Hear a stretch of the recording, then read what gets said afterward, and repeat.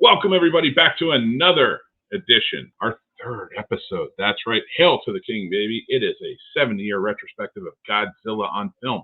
I am watching all 40 movies, and along for the ride are some great people, and we're talking about them. So make sure you join in each week for this next 16 weeks. We've done 2 episodes already. This is the third. And tonight we're talking about 3 movies I love very much watching them, and that is Invasion of Astro-Monster, Ebirah, Horror of the Deep, and Son of Godzilla. A lot of fun, all 3. We're going to get into it. I have 2 very special guests. Remember, for the first and second episode, Trevor Stottlemyer from Ambassador Radio and Media, and of course, my good buddy, Sir Sturdy from the Horror Sir Sturdy and Popcorn and Pies podcast. You caught us last night on a bunch of shows. Catch us on a lot of shows all together. But tonight, we're going to be talking about Godzilla, and we're very excited about that. So let me bring them on, and we'll get started. How's it going? Guys, welcome to the show again. We're back again for round 3. How you guys feeling about the trip so far? This trip wasn't as fun as the last ones, but I had a good time. I'll say that. I had a good time. And Trevor, our esteemed experts of all things Kaiju, I have to ask, what do you think about these 3 movies? Just an overview.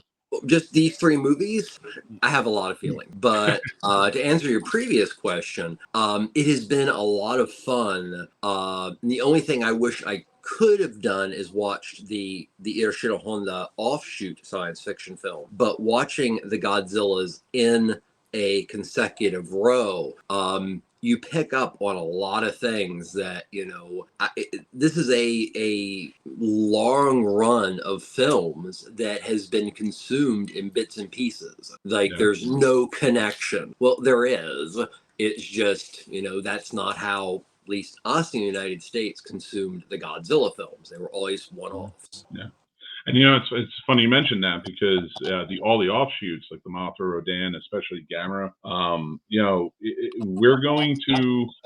I have plans for the future, but right now we got to respect the King on his 70th birthday year, and we're enjoying every aspect of it. So we're going to get started with Invasion of Astro-Monster from 1965. This follows Ghidorah, the 3-headed monster. It almost serves as it definitely serves as a sequel. It's a direct follow-up. I really did enjoy this. It's very zany for the 60s, and a lot going on here. They take it off planet to another planet. It kind of was a very different element from what we've seen in Godzilla before. Not terribly different, but we got a whole new look at a lot of things. Let's elaborate a little bit more on this one. I'm going to start with you, Trevor, and you said you have thoughts about these movies. I was wondering, how do you feel about this one in particular? Well, I love the film. It is not the last Irashiro Honda Godzilla, but it's the last of the run. It's the last that pretty much everybody was the same doing these films. There were a couple things that bothered me. Number one, so this is one of those little small things. It is Godzilla. It is a science fiction film, but I got the impression always they're supposed to be taking place in a time period. How did we have the technology to get to the dark side of Jupiter in like 2 days? That bothered me. And then there was a point in which Fuji, who is the one astronaut, and Glenn, Nick, are sitting in front of the aliens as the aliens are trying to convince them to basically rent out Godzilla and Rodan. And something blows up, and they say it's about the hydrogen oxide maker. And Fuji looks at Nick Adams like, that's water, isn't it? And I'm like, you dumbass, you're an astronaut. So there, boom. Those are my 2 little things about the logic in the film. But no, I love the movie. It is really kind of the last time that you see Tsuburaya really going crazy with the special effects. In Irashiro Honda films, they became more, from Godzilla, which is honestly a very downer film, having more and more of a lighter side or a, happy ending. And this particular film, Astro-Monster, kind of harks back a little bit to the idea of, wait, you're coming to us telling us something really, really good. Looking at our background as a country, we should be suspicious where things are too good. Mhm. And that's one of the things I like about the movie. And, you know, it's zany, you know, Godzilla in space. So That's true. You got a nice little battle, and then of course you get the turn. Now, Mhm. Sturdy, this is a first time view for you. What was this movie like for you when you were watching it? What comparatively to what you've seen so far, was this one that you enjoyed? Is it one that you might revisit? Revisit, probably not, but enjoyed, yes. This was actually the only one I liked out of the 3 of these ones. Was as weird as it was. And I remember I messaged you with the space. I was like, "What the? They're going to space now? What's going on here?" And I even showed the spaceships off. I think on my show or something. I forgot where it was. I'm over here looking at them, just like, "What in the hell? How did they come up with this idea? It makes no sense, but I'm having fun with it. Like I'm really enjoying this one right here, and I'm laughing, I'm smiling, just having such a fun time. And I was so stuck on the spaceship because it just looked like a big piece of styrofoam, cut out with with the little things on there. I was like, all right, let me look this up really quick. Okay, they have replicas on eBay. I kind of want one now. A I lot of kind of those old want one now. spaceships to me were fun, though.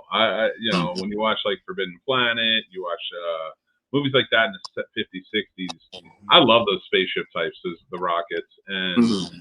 you know, for me, watching this movie, this is the first time viewing, and I had a lot of fun with it because, you know, I leaned into it, is what it is. And a lot of these movies, and I think that's the funny thing. That's like I can agree with everyone about like the next 2 movies we're going to talk, but I really enjoyed them because I just leaned hard into what they all were going for. And honestly, if I can watch Fast and Furious and they go to space, I'm cool with Godzilla going to space. All right, it's fine by me. It doesn't bother me. Jason did it, so Ludacris can go to space. Godzilla. It's all, you know, it's equal. So, you know, watching it, but I do like the follow up. I like where they took it. You know, years later, they're using Ghidorah to come back, and they're going to use our monsters against us. And that final fight was a lot of fun. oh yeah. The you know, as I said, this is one of the last times until Honda came back again that Subaraya was really involved with the special effects, and it's quite extravagant. And you know, just to give a little concise thing, you know, for anybody who hasn't seen it, it takes place, as you said, it is a sequel to Ghidorah the Three-Headed Monster. We for some reason end up finding a planet on the dark side of Jupiter, and we have the ability to get there in like 2 days. And when we get there, we discover Ghidorah is there, and a race of people are having their planet destroyed. And what they do is they promise the cure for cancer and even more. And that's what gets the ball rolling as far as the drama in this film. And you know, we all know that it's not going to turn out well. But I think that this film does a beautiful job telling that story. Yeah, and when I wanted to add too is like going throughout like the very first Godzilla from 1954, it made me care about the entire community, everything that was happening in Tokyo, the whole attack, everything. So, and it made me care about the people. Going forward, I could even say that about like the pilots and Godzilla Raids Again. But going forward, it's like the stories that are going on, they're just fun. I take them as like they're part of the adventure to get us to Godzilla. So I never really latch on too hard to what's going on. I never identified with many of the characters, but in this one, I love the 2 astronauts. I thought they did a good job. They were really holding the together. Nick Adams era. Nick Adams worked with Honda several times, most notably in Frankenstein Conquers the World, which is one of the great kaiju films ever. I'm just telling you, Sturdy, you have a show where Frankenstein Conquers the World. Sounds just like it's up your alley, my friend. Yeah. And now you've seen this actor in action. But something else that I hope you don't mind, I wanted to bring up before I move on to the next film, is the character of Tetsuo. And so Tetsuo is dating the one astronaut's sister.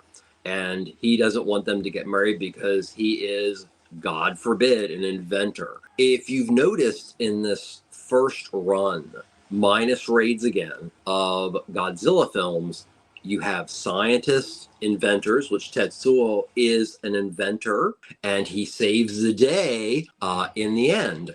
So scientists, inventors, professors, Honda really looked up to the intellectual crowd and people who had, amazing creativity. So that's something you saw in the Honda films that doesn't continue to go in that direction. So yeah, and Sturdy, I want to ask you on this too, from this perspective as well. So everybody, when you're saying that though, so it's so funny you mention that because it does seem like science is really respected. You're right, and then that takes a front seat in the Godzilla in terms of themes, and it's so to me, and it's like Sturdy you had mentioned they're in space now. I felt like that was in these films it kind of evolved. Once you got Ghidorah and it's from space, it opens us up to space. Like I would say, if Ghidorah is attacking, yeah, of course we're going to rush a space program to get to space, right?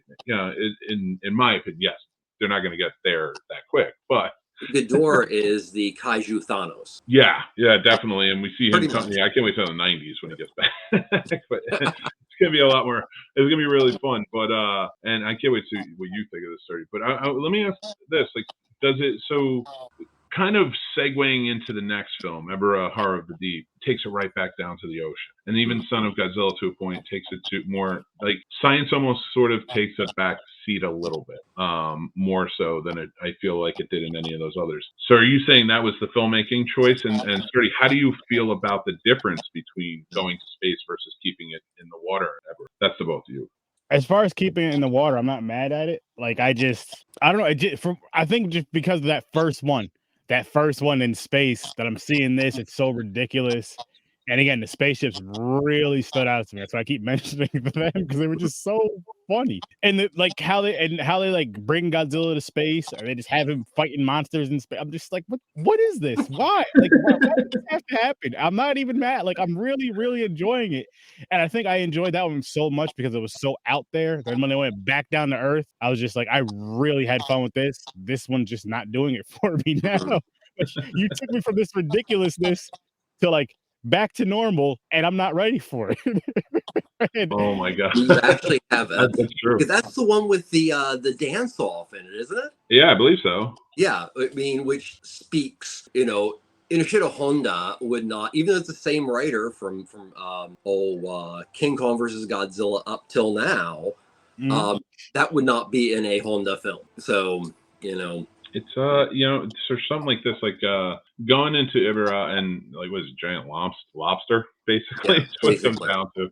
Very large crustacean of some kind. Do we see? I don't know. We're gonna be following it, but do we see Godzilla? Maybe not go back into space, but Godzilla films take it back to space, because I know in the new films, the legendary. Well, films, we had Space Godzilla. Yeah, well, space. I mean, I know we still get visitors from space, but do we take it out into space again in any of the movies? That's a good question. I'm not sure. Fun one for the journey to find out. Yeah, exactly. I don't remember anything other than this, where it's sort of like we take it to space. So it's interesting that it came back down and sort of just stayed. I wonder if that was a Toho decision after this. Was like, space is fun. Let's bring it back down. Sturdy was right. Well, I can fill you in a little bit on why things changed. Mm-hmm. So, first of all, you're dealing with a new director, Jun Fukuda. And Jun Fukuda had been an assistant director for Honda on one of the earlier Godzilla films. He tended to make like Detective and Yakuza Yega and, generalized films, and they did pretty well. But his sensibility was much more on plot-driven concepts. That's one of the things you'll notice about, Ebirah, and to an extent, Son of Godzilla, but that's its own monster, no pun intended. But you start, seeing just random characters and, they're in the wrong place at the wrong time, and it leads up to these major fights. That's based on his background as a filmmaker. You also had the fact that Akira Ofube was no longer writing the music. I don't know if anybody else got this feeling, but when I rewatched this, Masaru Sato's composition to open this film has a very spaghetti western sound. But the thing is, you want to kind of down him when you hear what he did for Godzilla. But this is a guy that wrote like the theme to Yojimbo, and I think he even was one of the composers for Seven Samurai. So Sato was not little Baggins. He was big stuff. He just was cashing a fast check. When it all comes down to it, what Eiji Tsuburaya wanted to do with all the miniatures and everything, too damn expensive. That's what it comes down to. And Toho decided, okay, well, how do we make it cheaper? Well, on the Toho set, about 20% of the set was Lake Tokyo, which was where they shot all those, everything in the sea. Also, to put them on an island, things like that. It was so much cheaper than building models. And what models you could do were very easily, created. So in short, the Jun Fukuga Godzillas are a lot about budget. That shows up pretty hard. Yeah. And I will say, like, in comparison, and Sturdy, I want to get your opinion on this from a view standpoint. This one does feel disjointed out of the, anything we had seen before. This one feels different. And even when we get to Son of Godzilla, it feels different too. It just to some stands out about this, and I don't know what it is. Like, I mean, I see the style of filmmaking change and everything else, but like it really was that budget that I think that hurt it quite a bit in this one. I don't think Astro-Monster did as well as they thought it would. That genre in Japanese science fiction was actually bigger about 5 years beforehand. He even did a film called The Mysterians, which really doesn't have a monster. But there were a lot of Japanese science fiction films that were just dramas in space. So, it was kind of a fad that by the time Godzilla got to it, it didn't do as well. Well, I get that, and so not doing that well would leave it into these budget savers. So, Sturdy, for you, when you stepped into this one compared to Astro-Monster, what'd you think of it? Like, what'd you think of that jarring change, taking it to an island? It just, again, like the change thing. I didn't mind the change. It was just like everything with the movie. I just couldn't click with it.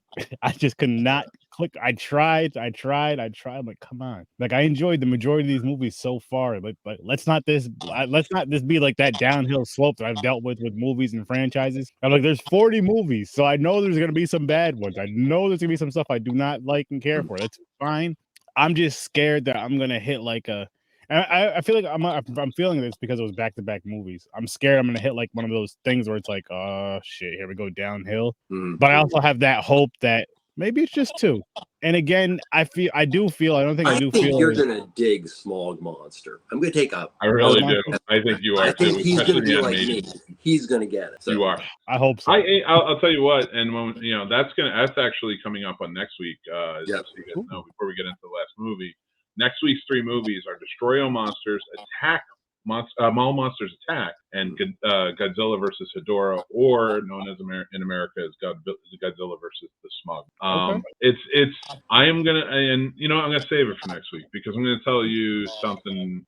I think we have a very similar taste, I think, in a lot of things, and I didn't hate the Smog Monster. Okay. I got more into it then, but yeah, I didn't hate it, and I can't wait to tell you guys why. But there's something I don't know if I like, and that is coming up on the 3rd. The Son of Godzilla. Sure, Manila is Manila. I've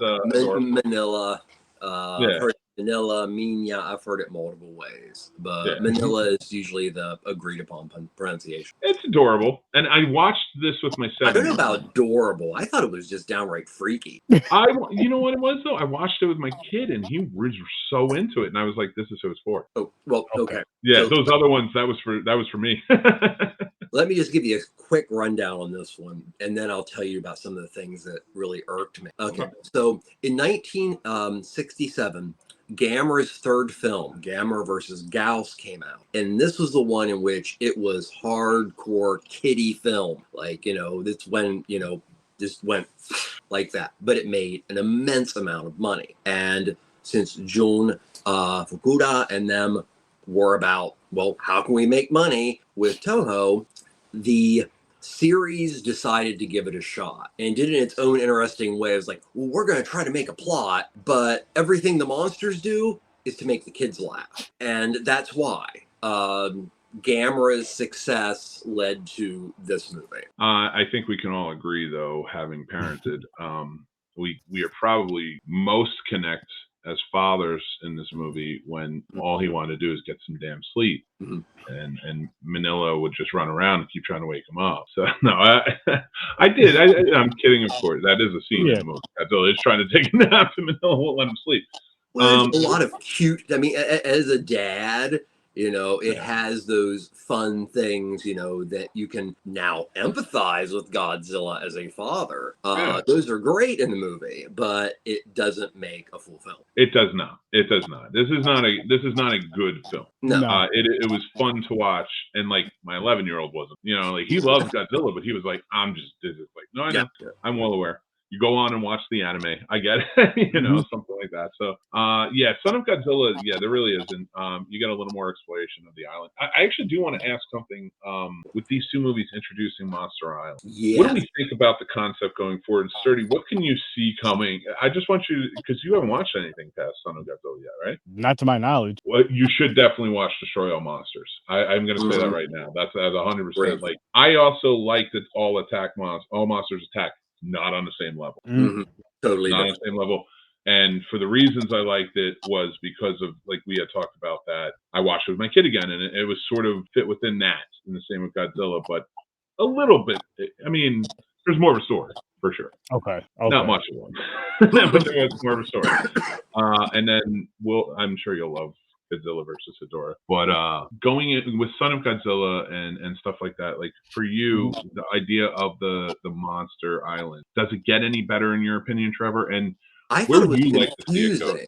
I thought whether it's Sogrel Island or Infant Island or whatever, it gets downright confusing. And that even takes you back to the previous film we were talking about when Mothra gets involved. And you're like, wait, is this supposed to be Infant Island? Mm-hmm. But it's not Infant Island.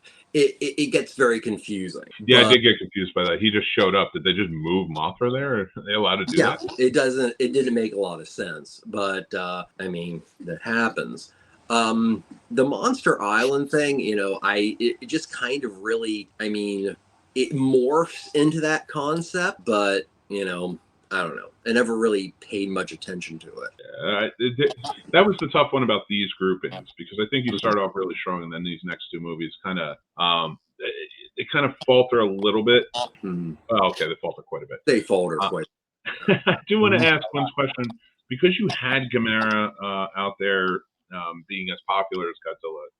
Almost certain, you know, in some of his movies. How come he never showed up on Monster Island at the time? Because you saw a lot of the big ones had their own movies. You've got Dai Studios produced the Gamera films, and Toho was the Godzilla films. Okay. And there is a massive rivalry, like any corporate situation that we see in a country like Japan. I mean, there has been talk for years. But I think it comes down to both sides want way too much money to have each other sell monsters in a film. So I don't know, with the Legendary and the amount of money behind Legendary, it would be kind of interesting for a future Titan to be Gamera as a nice, like, you know, here's a present to the fans, but no. It's never come close to reality. I would like to see that, because I know they've brought so many of the monsters back into the Legendary, and it's been very cool to see. And we do have in this next movie, just sort of spoiler for anybody watching or anything, not really spoiler, but there is supposed to be a reptilian type of animal of Kaiju that is teaming up with Scar, who is the other like ape that is at odds with Kong. Right now, I've heard Shimo was being thrown around as a name, but I'm hard wondering, like, are we going to see another famous monster come in? There already was a snake, the Manda, which was from Atragon, and then reappears in Destroy All Monsters. Okay, very cool. So I mean, if they want to go with a like snake reptile. But that'd be interesting, yeah. That's a cool one too, yeah, because in Destroy All Monsters, when he wraps himself around the we have that for next week. So guys, everybody watching, listening, checking this out. So we are going through for the next bunch of weeks up until we finish them all. We're doing about 3 episodes per week until we get down to about 2. I just finished the Showa era, and I will tell you, Sturdy, you're gonna like a lot more than I think you're gonna dislike. Good. I walked away very happy with everything I saw. Good. Well, I'm looking forward to that. Then. Nice. I mean, I don't want to make anybody's feelings about Son of Godzilla any worse, but there were some major logic issues. Like, it's hard enough to believe that an egg comes out of a rabbit's butt on Easter, but Godzilla spawns from an egg. Now, hey guys, I know Mothra is supposed to be maternal, but I didn't think she was that maternal, because that's the only thing that makes sense. Yeah, there's not much there. Well, hey, listen, Jurassic Park.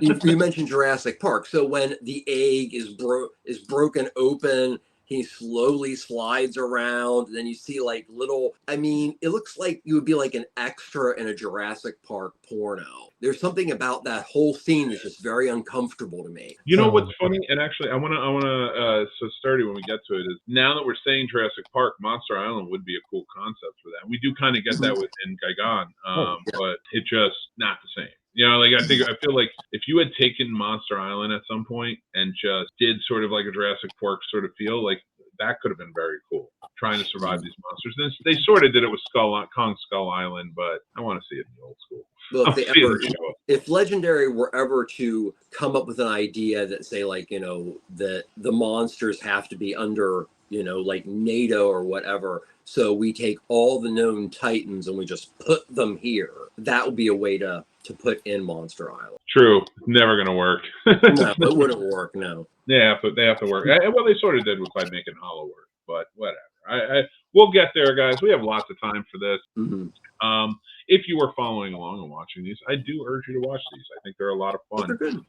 And you're going to have a good time with it as long as you keep an open mind. And just remember, every Godzilla movie is sort of different. Some are really good. Some are really wild. Wait until you get to Hedorah. You'll know what I mean. Before we go around, would you, out of these 3, which ones would you recommend to anybody to watch? And which ones would you say, nah, you can miss? Oh, I'm only going to recommend the first one. I'm only going to recommend Astro-Monster, because it was just fun. It was ridiculous. It was fun. I'm just like, yo, just throw this one on, get a little high and get high with Godzilla. He's going to go up. You're going to go up, and just have some fun with it. The other 2, I wouldn't even mention. For me. Unless you're doing a journey like this to where you're going through all the movies to go through them, then yeah, go ahead and go through them. But other than that, I wouldn't watch it. That's sturdy. I'll never tell you not to watch it. I'll say it like this. I'll never tell you not to watch a movie. I wouldn't recommend them. Those would be a watch at your own risk for me. Because I'll never tell you not to watch a movie just because I just don't want to be that guy. Even if I hate the movie, I don't want to be that guy that says don't watch it because I don't like it. So what? Who am I? I'm not God. I love it. I respect it for sure. I love that. Yeah. And how about you, Trevor? What would you say, if, you know, when it came up to these 3 movies, if somebody was asking? Well, I'd say, you know, going to all 3. So Astro-Monster is very good in the fact that it kind of fleshes out a continued story from Ishiro Honda and that crew. And honestly, the effects in that are really, really awesome. Is it one of the better ones? No, but it's solid. Ebirah, the horror from the deep. Sturdy, you were saying about, like, you know, you just kind of lost interest. I've seen that film at least 6 times. And until the fact that I just watched it again a couple days ago, I go a couple months and somebody asks me, or I think, what's in this film? I totally forget it. So it's my attention's going other places. And Son of Godzilla, if you're into weird, adventurous, and possibly films that are best taken with intoxicants, it's interesting. I get that. I will recommend this. If you're a parent, Son of Godzilla, you're watching the Pluto TV, you go to the Godzilla channel. It's a day thing, and then you'll post a meme on Facebook. It's all a natural progression, guys. Don't worry. That's right. There you go. I was gonna say about the Son of Godzilla, like the part that really, really pissed me off is when the damn thing is crawling on the ground like a human baby. I'm like, all right. Yes, that's the part that freaked me out. It is it is weird. It is, and even my kid who's 7 was like, "Why is he crawling?" Like it was a weird scenario. Yeah. So there you have it, everybody. So I want to say thank you to my fellow panelists tonight, from Horror Search 30 and Popcorn Pints, Mr. Search 30 himself. Thank you so much. And from Ambassador Radio and Media, Trevor Stottlemyer, thank you guys so much for joining me on this journey. Thank you so much for having us. Thank you, Sturdy. Thank you, Meg, as always. Had a great time. Time. Guys, you are all amazing. Remember, guys, this is the Scene Snobs channel. Make sure to go out check out everybody else's channel. They are linked down below. Please give us a like. Please give us a subscribe and hit that bell so you know when more episodes like this and other great episodes are coming out as well. I'll talk to you guys very, very soon. If you want to go check out snobsmerch.com, we have Godzilla right now, and you can get 10% off your order. Yeah, go check it out. Godzilla. That's our 10% off your order. So go check it out there. Thank you guys so much. As I always say, please be kind to each other, stay classy, and take care of yourself because it's important. And until next time, I'll talk to you soon. Rock on.